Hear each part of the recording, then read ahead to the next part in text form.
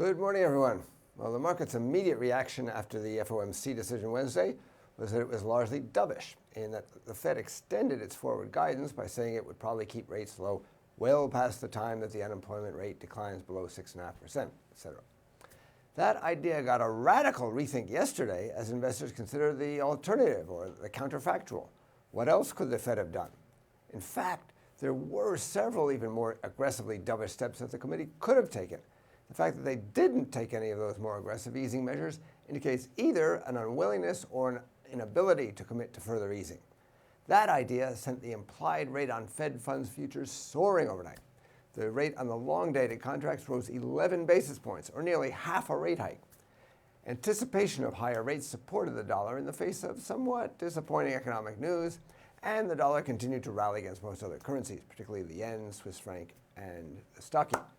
On the other hand, the commodity currencies, the New Zealand dollar, the Australian dollar, and particularly the Canadian dollar, recovered somewhat with no particular news or other fundamental impetus that I could find.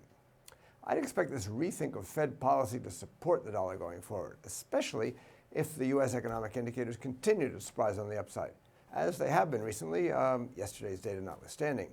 Yesterday's indicators did come out below estimates, but they were all hedged in by caveats and therefore could be shrugged off. We'll have to see the data support the change in view.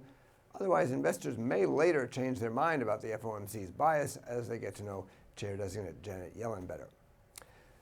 The indicators that have come out already today didn't have much of an impact on the market, and to be honest, the ones coming out later probably won't have much impact either.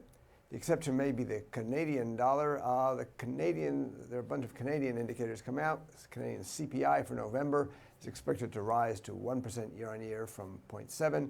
with the core measure also accelerating a bit on a year-on-year basis. Canadian retail sales, excluding autos for October, are forecast to be unchanged month on month, which is the same as what happened in September. With inflation stuck near the bottom of its target band and no growth in consumption, that means the Bank of Canada is more likely to keep rates low for longer, so this data may well be negative for the Canadian dollar. For more information, including technical analysis of the market, please read our full comment on IronFX.com. You can also follow us on Twitter, like us on Facebook, subscribe to our YouTube channel, or circle us on Google+ to get more trading ideas. This is Marshall Gittler, head of Global FX Strategy at IronFX, wishing you solid trading.